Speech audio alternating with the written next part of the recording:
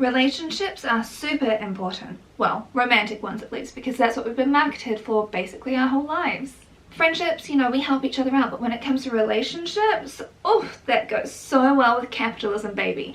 You've got the wooing, the courting, the fancy lingerie, the fancy outfits, the dates at expensive restaurants. You've got the wedding, oh, the rings, of course, can't forget the rings. And you've got the honeymoon, the holidays, the house, and the babies. It is like a very well pathed out trajectory of spending a lot of money at each and every step. Whereas when it comes to friendships, it's fairly cheap. Doing the laundry for me. I mean, I hate to do laundry more than anything in the whole world, and I think this is probably the nicest thing anybody ever did for me. A man would never do this for you no matter how much he loved you. You have clothes swaps, you go on hikes together, you go on walks, you just hang out at each other's house and have a cup of tea and a gossip. You go out for margaritas. The only real time that you spend a lot of money is, I guess, for like birthdays, if people do like gifts for birthdays, or spa days if you do that together, which I also count as like time for yourself as well, because you get to just hang out and have a good time together. Actually a ritual that me and my bestie do every single year for our birthdays, because it's like our time to have a dedicated day, because we live in different cities. It's just what you have to do, you know? What I'm saying is friendship is relatively cheap unless you get asked to be a guest at someone's wedding or you get asked to be a bridesmaid, in which case costs do go up for that. But that's again on the romantic relationship sort of, you know, capitalism spiral. The rest of the time is pretty cheap. But when it comes to life stages, you have everything with the romantic relationship, but there's no essential life stage of 10 years of having the same group of close friends. There's nothing of that in terms of signifiers of being a proper grown-up and all that other stuff which I talked about in this video up here. Nothing to do with any of that is to do with friends. Julie Beck actually put it incredibly well in her article for The Atlantic. In the hierarchy of relationships, friendships are at the bottom. Romantic partners, parents and children, all of these come first. But did you know that friendship is scientifically proven to be good for you? A study was conducted from 1992 to 2002 tracking over 2,000 women who were dealing with stage 1 to 4 breast cancer, and those who were socially isolated prior to the diagnosis were 66% more likely to suffer from all-cause mortality. The most interesting thing to me about this study is the fact that it was friendship that mattered the most. It was specifically friendship. It wasn't having a spouse, being a frequent churchgoer, being involved in the community. Specifically friendship. And in 2021, another study was conducted across 99 countries involving over 300,000 people, which showed prioritizing friendships in life was associated with better health and well-being.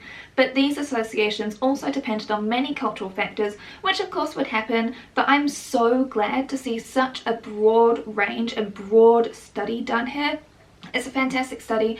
It's linked down below along with all of my other sources as per usual. In that study they found it to be fairly true that you turn into the 5 people that you spend most of your time with, and Bell Hooks of course said it best when she said satisfying friendships in which we share mutual love provides a guide for behaviour in other relationships, including romantic ones. Now, in the Western world, where most of my subscribers are from, we live in quite an individualistic society, which means that there is high relational mobility. So basically that means that you can pick up and drop people fairly easily, like it's not as fixed in place. Feeling committed to the role of being a friend is positively related to life satisfaction, even when controlling for many different factors. So why is it that women can struggle when it comes to female friendships? Deborah Tannen is a professor of linguistics, which basically means that communication is her forte. She's kind of dedicated her life to friendships and relationships, specifically female relationships.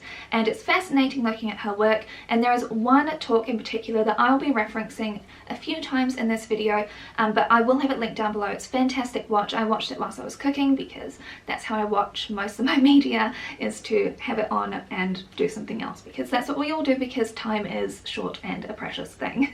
It's called The Language of Friendship, the Role of Talk in an Understudied Relationship. Let's get into it. In the movies we have leading ladies and we have the best friend. I can tell, are a leading lady, but for some reason you're behaving like the best friend. You're so right. What about media representation of female friendships? Most of you are millennials or older, and we were raised on TV shows which show close friendships. People who live the most convenient lives to have these friendships.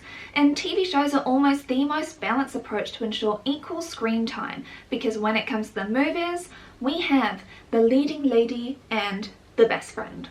We are raised to want to be the leading lady, not the best friend.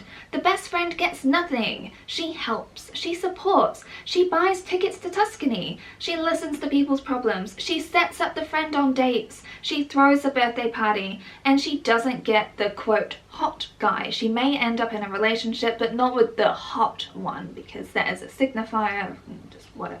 You know how it is.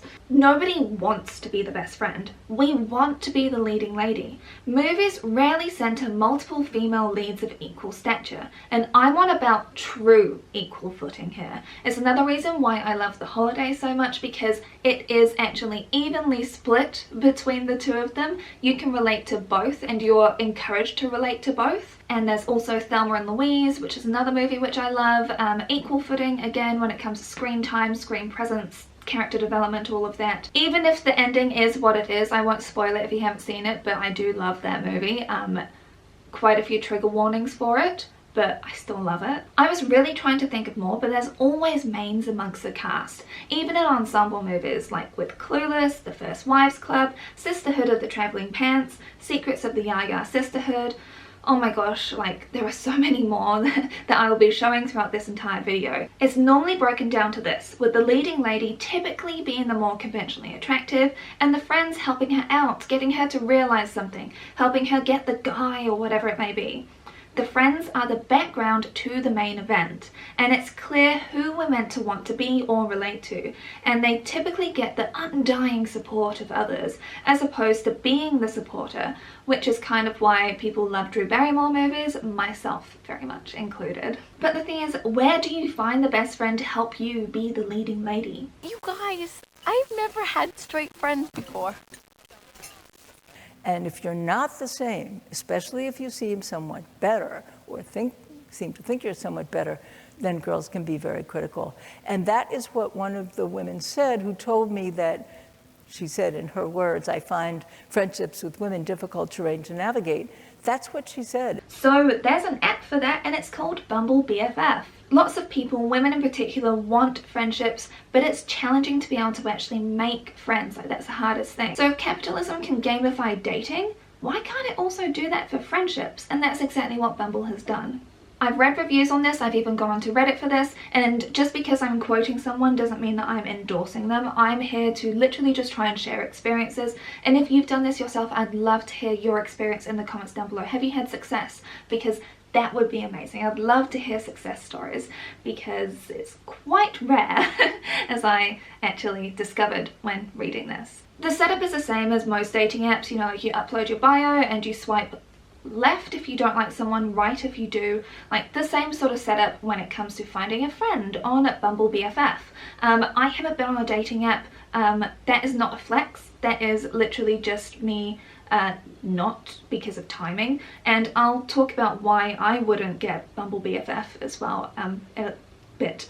So Zully wrote in Medium how Bumble's emphasis on the number of connections, not the quality, was a big issue, along with ghosting being quite a common occurrence. Lizzie and Lace said a lot of people were looking for gym buddies, roommates, clubbing pals, mum friends, and MLM recruits.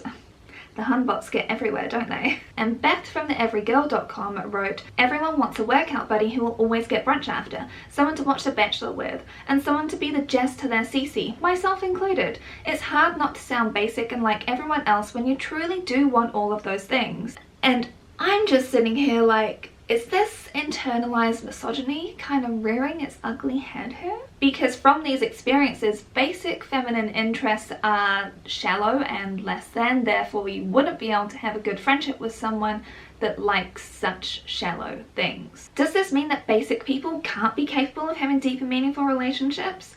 Is this our own prejudice getting in the way of meeting people and making great friendships? It's my fault she's a basic bitch.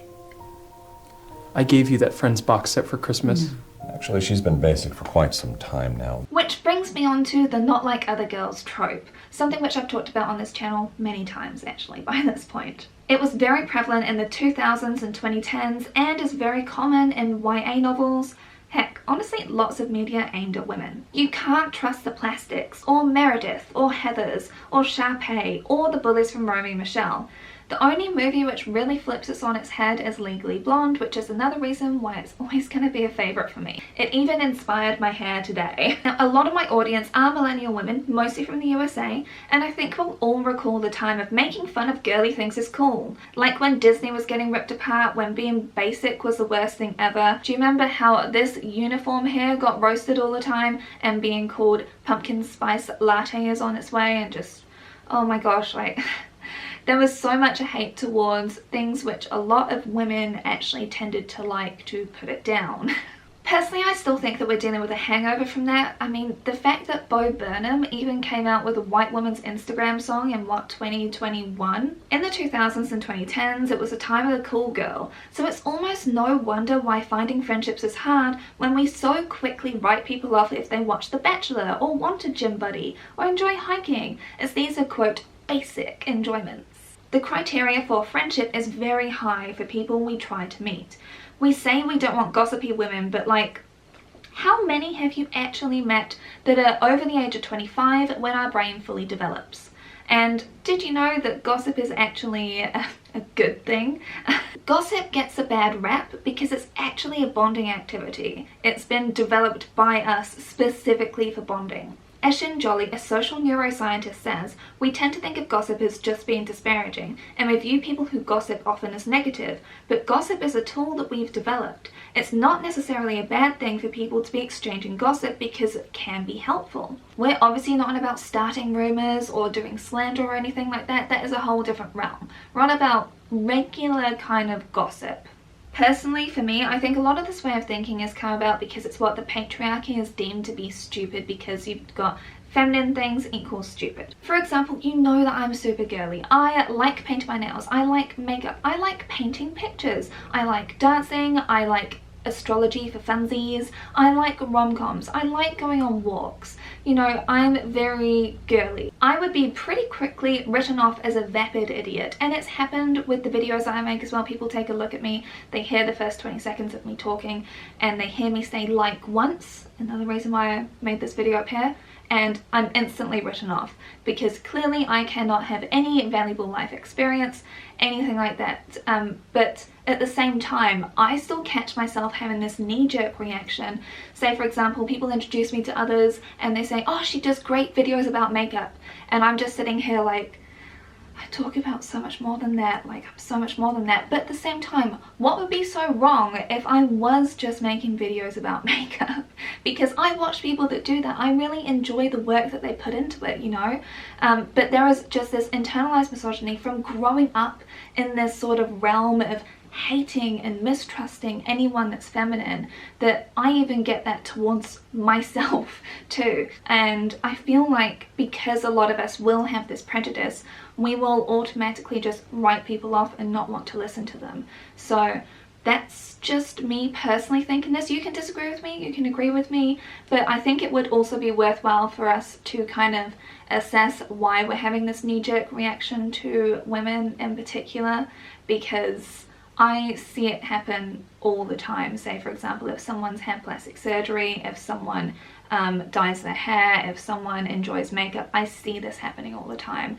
And I'm just like, it's internalized misogyny. That's why you're hating them. I don't, like, they haven't done anything wrong. Anna Nicole Smith is a prime example of this. Pamela Anderson as well. Paris Hilton. There are so many. I really would not make it far on Bumble BFF, because people truly would swipe left on me without a second thought, because we've been trained to look for things like how I present as being red flags. What I'm saying is, just because people may enjoy basic things doesn't mean they're worthless people with no intelligence or life experience. You can't instantly expect to have deep and meaningful conversations and sharing secrets with people straight away. Things just don't work like that. We've been trained to mistrust the feminine. We've been trained to mistrust women. They will steal your husband. They'll step over you for their own career. which is kind of a video I want to make about Gen X actually. They may not be as unproblematic as you think, but let me know if you want a video on that. I feel like screaming because I don't have anyone to talk to. You're gone. My dad's gone. Nate's acting weird. Where are you? Why don't you call? Why did you leave without saying goodbye? Friendship breakups are one of the toughest things to go through, and it rarely gets talked about or sympathized with at all. Friendships are incredibly informal structures. When you break up with someone in a romantic setting, there is a removal of a label. It is very much cut down the middle, set and dry, and you sign divorce papers or you get your box of stuff back from them. You are no longer a thing, an item, so to speak. But when it comes to friendships, because it's such an informal structure, and because women in particular, we can go for a long time without connecting, which I'll be talking about in a bit, that means that our view on friendship, it doesn't have to be an everyday thing. It can span for a very long time between talking to each other in depth. And so this sort of lends to when are we no longer friends, because ghosting is quite a common thing. Removing someone from your close friends group on Instagram or wherever like that. And don't even get me started on the Instagram therapy that has been going around for the past few years, in particular when it comes to trying to guide people through having a conversation about how to break up with like a friend or something, because you have examples like this. Withdrawn and haven't wanted to hang out recently. What's going on? I've treasured our season of friendship, but we're moving in different directions in life. I don't have the capacity to invest in our friendship any longer. Is it something I did? This feels really sudden. I get that it might be hard to understand, but I've been reevaluating many areas of my life recently, including my ability to be a good friend to you. I just want to be honest and upfront, so I don't disappoint your expectations. I'm sorry if this feels painful and confusing. I wish you all love and success. Oh my goodness, people do not talk like this. If people come to you with a problem or something, just saying that you don't have the emotional space for them, that and just labeling all sorts of stuff. It's this really confusing space, especially in how women communicate with each other. There's this freezing out sort of, which again, I will just refer back to this talk. When boys don't like a boy, they let him play, but they treat him badly. When girls don't like a girl, they lock her out. And when you think about the fact that friends are telling each other secrets, your friends are people that know things about you that others don't, that could be something behind the reason why you can't have girls there who you don't want to be friends with because they can't hear your secrets. What you do after you break up with a romantic partner is you turn to your friends. You have this network of support. But what happens if you have a friendship breakup and you all share the same circle of friends? What happens then? Like, that is very challenging. When that lifeline is severed, it hurts so much because that previous bond of trust, the secret sharing, the guidance, it's all gone. And you're left without kind of like a central pillar to your foundation. Like, sure, if you have a partner, you can talk to them about it, but it's really not the same. Like, you need to have multiple different relationships in your life. Not everything can revolve around one romantic partner. I definitely don't believe that. And it's even harder when you have specifically a small group of friends as well, because you get shut out. It hits even harder. You're kind of left out in the cold. It's like this freezing. And from these sort of breakups, it's kind of no wonder to me why women in particular would have like this cautiousness about getting into friendships with people, especially if they like things that someone that's hurt them like as well, especially if they see similar traits and they're like, oh, this person previously did this stuff to me. So you know that whole like, if you're burnt by something, you're way more cautious. I almost feel like we're more cautious towards friendships than we are when it comes to picking a romantic partner, because with picking a romantic partner you can kind of be done with them, but with friendships, the way to actually get closer is through a lot of more like secret sharing bonding. You don't necessarily have to have that at the start of a like relationship, like a romantic one that's about sharing common goals and, you know, that sort of stuff. But with friendships, it's so based on this like secret club level of trust. You get me? Like, hopefully you get me. No! No! Shut it, you monster! Your mother's a goddamn angel. Thank you. What happens when your friends become mums and you don't? Motherhood's kind of got connections sort of baked into it. You know, the whole it takes a village, you've got mum clubs, you've got all of the Lamaze classes. I don't know, I'm not pregnant, I'm never going to be pregnant, I don't know what to tell you. It's why I've kind of turned to people that have become mums and had their friendships drift apart. I've read articles from them, I've read blogs from them to see this sort of difference, because I can't relate, sorry, never gonna relate, child free. However, when it comes to friendships within mum groups, from what I have heard, it can be quite cliquey, quite judgmental. We're still dealing with people like almond mums, we're still dealing with people that constantly like breast is best and look down on people that have to use formula or just want to use formula. There's a lot of women on women policing when it comes to motherhood, and it's something that other people will have made videos on. It's not my space to talk about. Again, it's why I'm talking about the friendship aspect and that drifting apart. Now, Rebecca Hastings wrote a really interesting article about this very issue.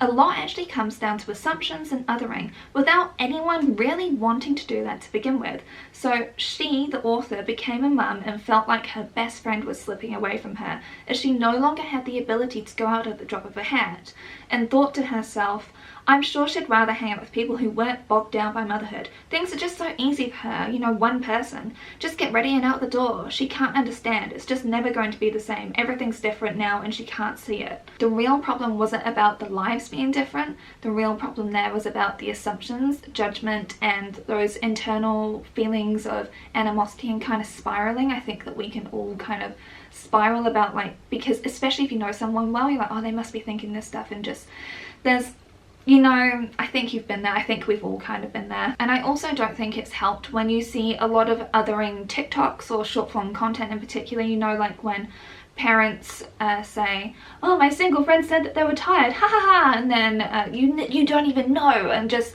they go on this like real tirade.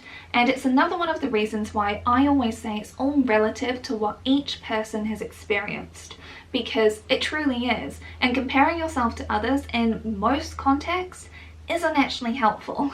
I really don't think so, because you can only really compare things to what you've been through, which is another reason why it's important to be able to actually listen and properly hear from what other people have been through. Something I stress here all the time, but I still get people doing a lot of comparison stuff. Oh, at least it's not this. And it's just, that's helpful.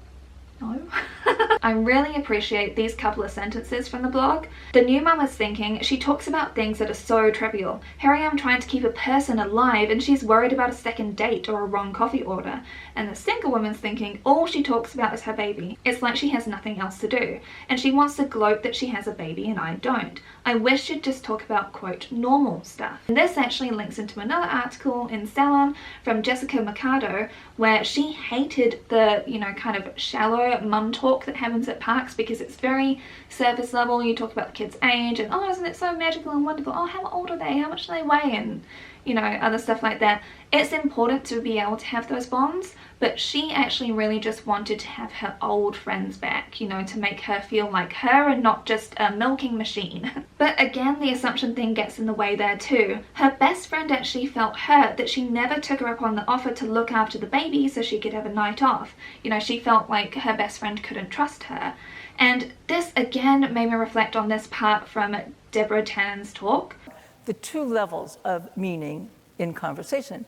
One is the message level, and the other is the meta-message level. The message is the meaning of the words, but the meta-message is what it says about the relationship, that you say these words in this way at this time. So perhaps the problem is the message, but being willing to talk about it, to ask the questions, to listen to the answers, to take that time to be engaged about something that's bothering you. This sends a meta-message of caring. The way that women communicate is often very convoluted, sometimes direct, sometimes really not. The thing is that we've been raised as helpers, but since we know what it's like to be leaned on when we're already tired ourselves, we don't really want to do that to others. Judy isn't going to be making it. She called me this morning and she said, I'm really sick. I know I'm coming down with something. I feel horrible. But if you really need me, I'll come and talk. And the organizer said to me, I told her, I need you to stay home and take care of yourself. I said, I love that. Can I use it in my talk? And she said, yes, yes, you can, of course. It was such great, perfect, direct communication.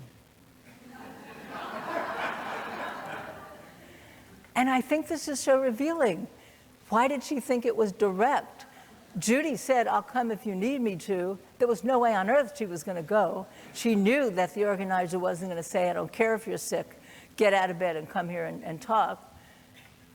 It was direct because it was clear. Ultimately, women want deeper relationships. Surface level serves a purpose, but it's not quite enough. We typically don't need a huge amount of friends, but the ones that we do have, we want to have that really deep, you know, meaningful relationship. And when I say deep, I want about like this necklace got dropped into the ocean kind of level of deep. That's what I mean. But you know, that takes time, it's effort. And I spoke about this more in my loneliness video, but expanding on it, women have larger unpaid workloads than men. You know, generally, I'm not saying all in straight relationships, we're the ones that have to do the emotional sort of social uplifting of stuff. We're the ones that have to remember the birthdays, get the gifts, sort out the party. We remember all of the weird little things about people's intolerances, people's food preferences, and sort out the emotional engagements, book things in, and basically be the social calendar and have all of this sort of running as a constant tally in your head. If you're a caregiver and a woman, your workload is way higher yet again, and the domestic duties are added on top, as well as being the confidant for your partner, because of course they won't go to their guy friends with real problems and issues. You are their confidant for every single situation. So who do you have to turn to? Where is your time to be able to do this? Again, we are very time poor. Please bring the 4-day work week. Where's that friendship time? I don't know if you saw this video recently. I will play just a little clip of this very exasperated woman basically begging her husband to be able to have an hour, 1 hour to spend with her friends, and he refused. Here you go. I don't even want to spend time with them. I'm spending time with them, but you were meant to be back 15 minutes ago to get them dinner and get them washed and stuff, and I'm just sat here like a plum. I just feel like you have got a clock on me all the time. You know what? I did come out for a fun time this morning. I came to shop for the things that we need. And I need you to watch the kids. That's your job. Honest to God, Mark, the level that you put in with the children, honestly, I'm not just saying this, it breaks my heart. That frustration and defeatedness that we all felt watching that clip, it just hits really hard, you know? Like, she's saying exactly what she wants. She's tried to carve out this time specifically, done all the things, and she still can't get the time to spend time with her friends. What I'm pointing out here is there is a want there for the heart of the ocean, but instead of having the ability of time to, you know, dive down and commit to getting it like that guy did when he got it for Britney Spears, we're kind of held back by all of these floaties of responsibilities and lots of things pulling us back, meaning that we can't actually do the work to go down there, you know? Maybe that's a bad sort of analogy, metaphor, whatever. I hope you get what I mean. It works better with all of the images I'm creating in my head, okay? It doesn't mean it can't happen. I mean, I don't have like a wide group of friends. I've only got a few people who I really consider to be friends, let alone like my 2 besties. When it comes to that sort of stuff, we don't really spend very much time together, but the time we do spend together, it's like you can pick up the relationship straight away and it's amazing. And we know that if something is going on, we can connect, talk to each other, meet up, like whatever is going on, we'll be able to like sort it out, you know. It's very hard to be able to actually develop that, especially if you've lost touch with people post school, especially if you've moved cities, because that takes a long time. I've known these women for 17 years for one, 15 years for the other. Like, we've been very close. We've known each other for many, many years to get to like that sort of point, is what I'm saying. And if you don't have the connections from school or uni or something, it's hard to build up like that kind of level of depth. And like I said before, I think that our own prejudices, like how judgmental we can be because of this internalized misogyny, I really think that that has had a very negative impact on being able to make new friends and get to those deeper levels of friendship if you write people off at the surface level stuff, because it takes time to build up trust, okay? And if you want to be able to you know, meet with newer people and expand your friend group through kind of possibly existing friends, or, you know, everyone knows those sort of social butterflies that will have like events or gatherings or whatever. Like a clothing swap is a great way to be able to not only get to meet people, but also kind of compliments are sort of baked in, because people will always compliment people when they look good. And because we have such personal attachments to clothing or something, you'd be like, oh, I wore this to this amazing event, and then you learn something great about a person. Plus it's amazing for the environment. I'm just a big fan of clothes swaps, so if that is something that you'd be interested in, I would say potentially organize one of those, or if your friend's doing something like that, or an acquaintance is, go along, because you'll probably find people that are sort of similar-ish to you, or that you can even if it's starting off at that surface level, they may know other people. If you made it all the way to the end, thank you very much. Who are the best like friendships that you love on screen? Because personally, I still love Leslie Knope and Anne. I love Leslie and Anne. Of course, there is also Romeo and Michelle and Grace and Frankie. Once again, fantastic. Oh, I really do like that show a lot. They could have done more with it, but I still like that show. But yeah, I'm keen to hear who you think have amazing friendships on screen, because hey, sometimes you want to be able to have a pick-me-up on screen, because going out is still a dangerous thing to do, which it very much is for me. Anyway, I'll see you again next week. Have a wonderful, wonderful week. Bye. Wearing. Where do you even get outfits that hideous? They made them in home ec from their own patterns. Actually, I think they're semi-interesting. In a freakish, off-putting sort of way. Never mind.